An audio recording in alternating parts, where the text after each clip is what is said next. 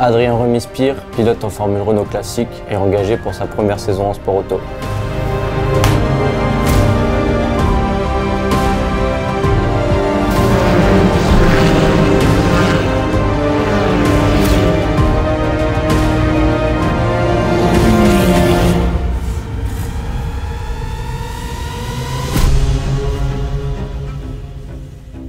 Alors comment tu t'es senti avant ton premier week-end de course? Avant mon premier week-end de course, stressé, de plus en plus stressé, surtout au fur et à mesure que l'échéance approchait. Donc, je suis arrivé au circuit vers 7h45 et j'ai rejoint Lionel dans mon box. On a fait une petite préparation mentale, on a visualisé le circuit avec des on-board et des données d'acquisition d'un autre pilote, donc Antoine Robert, qui a piloté sur la même voiture et le même circuit l'année dernière, dans des conditions assez similaires, parce que le vendredi il a fait vraiment beau. Lionel, c'est le team manager, parce que je roule avec la team LR Promotion. Il y a plusieurs formules Renault classiques, turbo et atmosphériques, ils emmènent une formule Renault 2.0. Et donc c'est le team manager qui est aussi un excellent pilote, qui a fait 8 fois les 24 heures du Mans. Et donc c'est aussi mon coach sur les week-ends de course.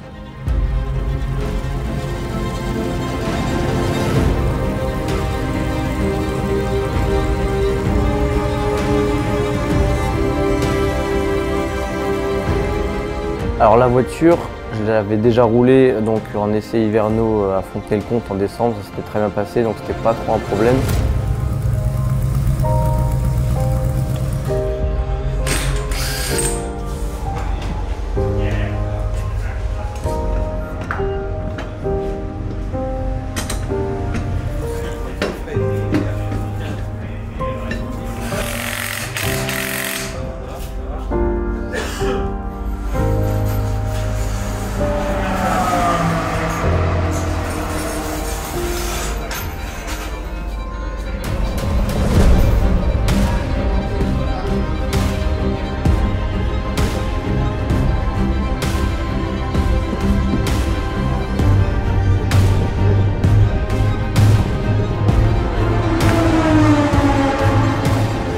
J'étais très stressé parce qu'en fait cette première séance d'essai était mélangée à plusieurs plateaux, donc les formules Ford et les F3, en plus des formules Renault. Il y avait un écart de niveau et de performance surtout assez élevé, donc il fallait à la fois gérer les rétros avec les F3 qui arrivaient plus vite, mais aussi faire attention au trafic avec les formules Ford qui étaient plus lentes.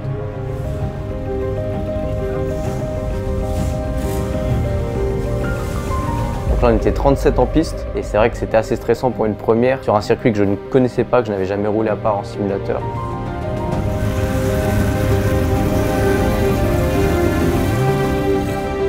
C'était quand même une grosse appréhension et là les temps n'étaient pas dingues, c'était vraiment de la reconnaissance au maximum. Moi mon but c'était de ramener la voiture intacte et de prendre confiance en moi.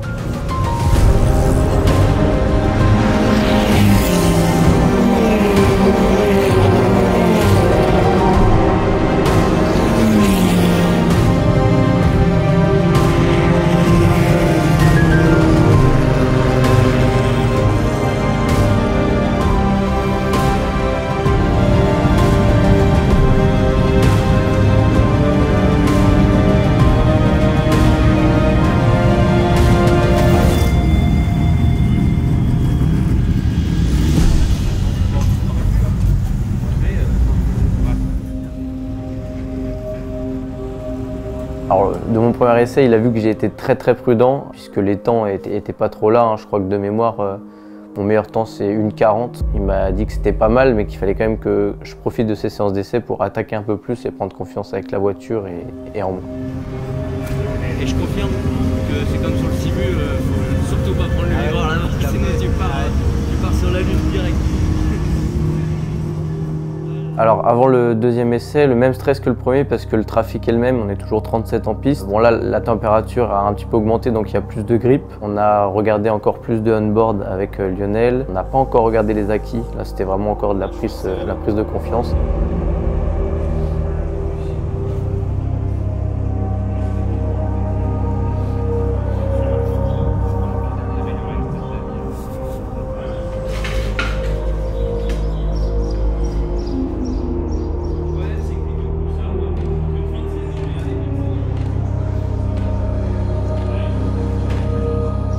La confiance était un petit peu plus là puisque j'ai gagné quasiment 10 secondes en essai 2, alors certes plus d'adhérence mais ça ne fait pas gagner 10 secondes. Donc c'est vrai que j'ai pris un peu plus mes marques et c'était quand même beaucoup plus amusant.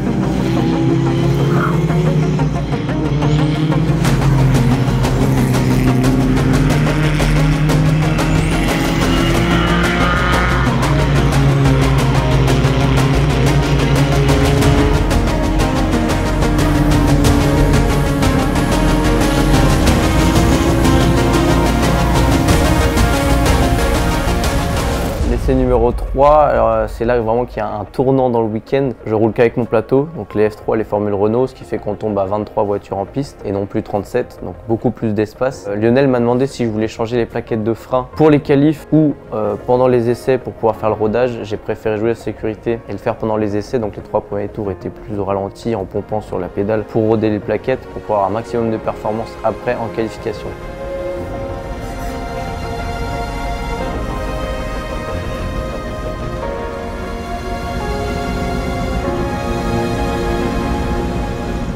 Donc là en pneu usé, c'est vrai que je fais mon meilleur temps, une 29.003. Ce qui est pas mal du tout d'ailleurs, c'est le deuxième meilleur temps de la séance, sachant qu'on était tous en pneu usé, donc je suis assez content. Et j'ai pris surtout beaucoup plus confiance en moi. Et juste avant cette séance, avec Lionel, on avait regardé à la fois les on-board, mais surtout les acquis, les miens cette fois, qu'on avait comparé avec ceux d'Antoine. Et ça m'a permis de beaucoup plus progresser et donc de réaliser ce temps.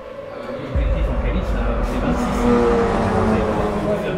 Pour faire 26, tu as déjà des repères et inconsciemment, tu vas les appliquer ces repères. Et ça, c'est bon. Il faut être capable de la confiance, de dire j'ai des meilleurs pneus, ça fait plus tard, ça va passer plus vite.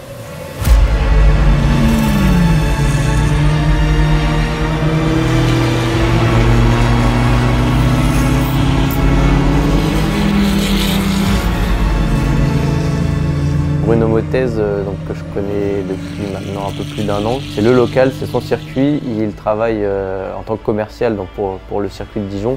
Donc il le connaît très bien. Et là donc je me retrouve devant lui à la fin des essais privés, donc la séance 3. Et je me dis que bon, je peux viser plus haut que ce que j'espérais. Donc pourquoi pas un podium. Et donc ma rivalité sur ce week-end-là et ma target entre guillemets sera Bruno. Donc là en qualification, je mets les pneus neufs, donc des pneus que j'ai jamais roulés. Après l'objectif c'est d'être, d'après les résultats du matin, d'être au minimum 4e. Et je visais les 3 premières places, même je visais au mieux de dépasser Bruno.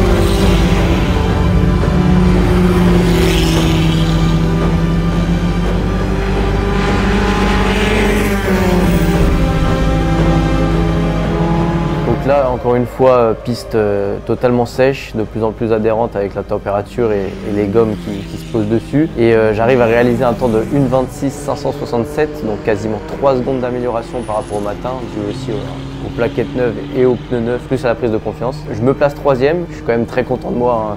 C'est cool de partir 3e. Mais par contre, il y a quand même un écart de quasiment 1 seconde, je crois, avec Bruno. Donc c'est vrai qu'il a mis les bouchées doubles et il m'a rappelé que c'était son circuit. Place à la course pour essayer de le manger.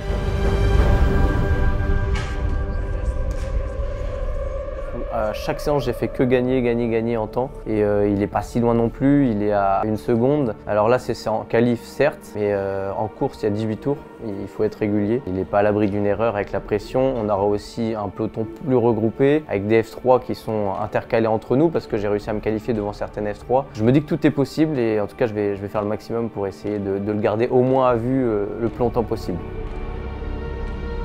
C'est vrai que l'avant-course a été particulièrement compliqué, même depuis la veille. Déjà, j'ai très mal dormi avec le stress. Et j'arrive au circuit où il est très fermé, très anxieux, puisque la veille, donc comme je vous ai dit, il a fait super beau. Et là, on arrive sur un samedi où il pleut. J'ai jamais roulé sous la pluie avec cette voiture, ni sur ce circuit. J'ai pas du tout les repères. J'ai demandé à mes proches, etc., que je voulais pas trop qu'on me parle. Je voulais rester dans ma bulle. C'est le plus gros moment de stress de ma carrière, entre guillemets, pour l'instant.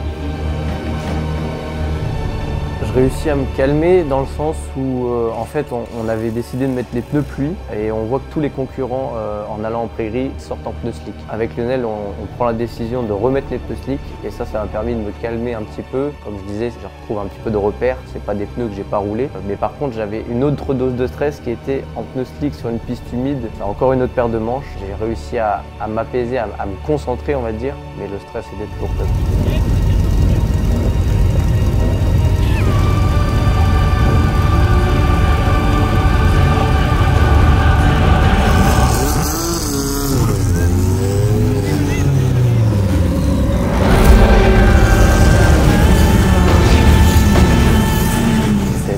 Départ lancé sur piste humide en pneus slick. L'avantage qu'on a eu, c'est qu'on a eu 2 tours de chauffe au lieu d'un, sinon on pourra bien chauffer les pneus. Donc j'ai vraiment essayé de mettre de l'énergie pour les chauffer au maximum et avoir du rythme dès le début. Le départ se passe plutôt bien, voire très bien.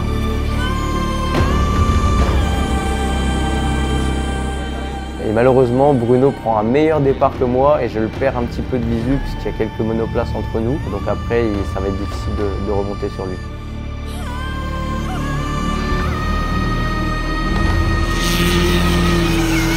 Et ce qui est assez drôle, c'est que j'ai fait un meilleur temps en course sur piste humide qu'en qualif la veille. Ça prouve à quel point j'ai pris en confiance. Après, ce qui était assez dur à gérer au fur et à mesure que les tours passaient, c'est l'émotion qui commençait à m'envahir. Parce que c'est vrai que je dois vous avouer qu'à peu près à 3-4 tours de la fin, quand je voyais que j'étais vraiment loin devant mes concurrents, mais aussi derrière les autres, je savais que si là je faisais pas d'erreur globalement, même en perdant 1 seconde au tour ou une demi-seconde, j'étais 3e.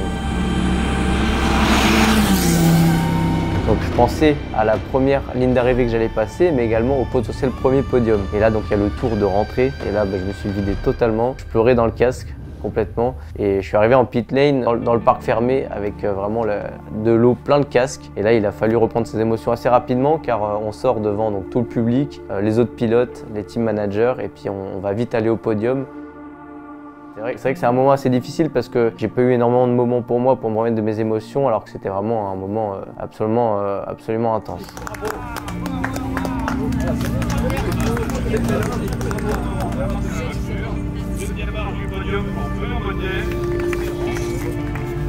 C'est un peu étonnant et paradoxal, mais j'ai pas réussi à le vivre pleinement justement à cause de l'émotion. Étonnamment, je me sentais pas trop à ma place. C'est vrai que c'est la première fois dès la première course, donc j'ai pas eu toutes les courses en mode oh je rêve d'un podium. Là, c'est vraiment que j'y suis directement. On surplombe donc une partie du public qui est en dessous, dont les proches, etc. Faut se retenir les larmes parce que là, évidemment, il y a tous les photographes et tout. C'est assez compliqué comme moment à gérer. C'est une fois que c'est passé que j'ai vraiment relâché. Je me suis dit ah oui, je l'ai fait. Après, c'est vraiment quand on redescend du podium, enfin surtout quand moi je suis redescendu, que là j'ai pu prendre conscience de ce qui s'est passé, ce qui m'est arrivé, et vraiment relâcher la pression et profiter de l'instant.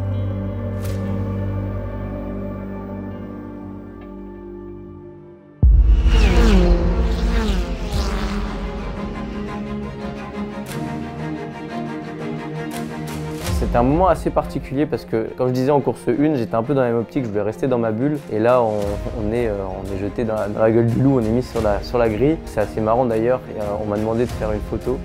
C'est la première fois, en tant que pilote en tout cas, qu'on me demande de faire une photo. Après la première course, il y a eu 2 déclassements en F3, ce qui fait que sur la grille, là, je me retrouve juste dans les échappements de Bruno. Donc ma target numéro 1, et cette fois, j'ai envie d'aller chercher.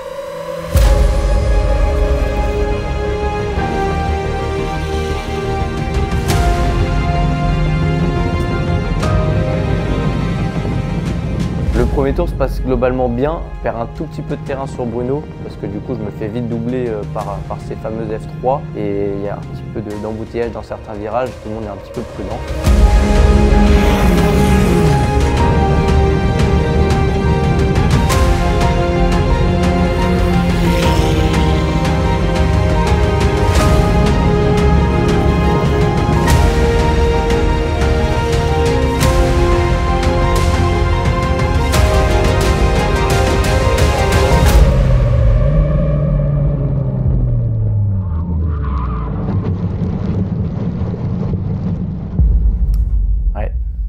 J'arrive donc dans la ligne droite, je garde quand même pas mal de vitesse et je reviens sur le concurrent de devant. Et au moment où je vais plonger à l'intérieur du virage 1 pour le doubler, heureusement, je regarde le rétroviseur et là je vois une F3 donc, qui tente un freinage un petit peu suicidaire, on va pas se mentir hein, sur ces conditions de piste. Il rentre à l'intérieur, je pense qu'il se fait surprendre, il met un peu trop de frein, il perd l'arrière, il la perd juste devant moi. Du coup j'avais deux solutions, soit rentrer à l'intérieur, soit partir sur l'extérieur, mais je vois qu'il garde le pied sur le frein. Donc je décide l'extérieur et en fait après il lâche le frein et il m'emmène gentiment dans le bac à gravier. Et là nos deux voitures passent peut-être à 20 ou 30 cm. J'ai le réflexe de passer la 3 puis la 2 pour ne pas rester tanké dans le bac et je repars. Beaucoup de déception mais à la fois beaucoup de satisfaction d'être encore en course avec l'incident qu'il y a eu.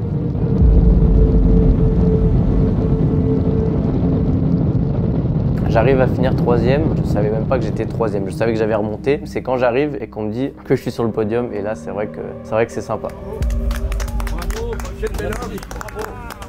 Ils sont tous les deux très heureux parce que l'objectif principal était de ramener la voiture intacte. Deuxième objectif était de faire du mieux possible, donc avec 2 podiums évidemment qui sont ravis. Bon, le troisième objectif était d'avoir Bruno, ça il n'y a pas eu. On est des compétiteurs donc certes un petit peu déçus mais globalement une grande satisfaction. 2 heures après ma course, le téléphone sonne. C'est Lionel qui m'appelle pour me dire que je dois venir en urgence au collège car je suis convoqué. J'arrive là-bas et il m'explique qu'il y a une non-conformité sur le gicleur d'essence sur la voiture de quelques millimètres et que la pénalité peut aller jusqu'à la disqualification. Donc déjà là mon sentiment c'est que je suis très énervé et en plus de ça si je suis disqualifié c'est beaucoup d'argent, des sponsors et d'investissements qui partent en fumée parce que je marque pas de points et moi je me bats aussi pour le championnat de France. Heureusement je prends que entre guillemets 30 secondes de pénalité, ce qui est énorme hein, en course automobile, mais je ne suis pas disqualifié. Donc ce qui me déclasse de ma 3e place et je termine heureusement 4e parce que j'avais quand même réussi à refaire un peu d'avance. Mais du coup je perds à la fois une place sur mon plateau mais beaucoup plus de places au championnat de France puisque au niveau du scratch je perds 5 ou 6 places. Mais voilà, c'est le métier qui rentre.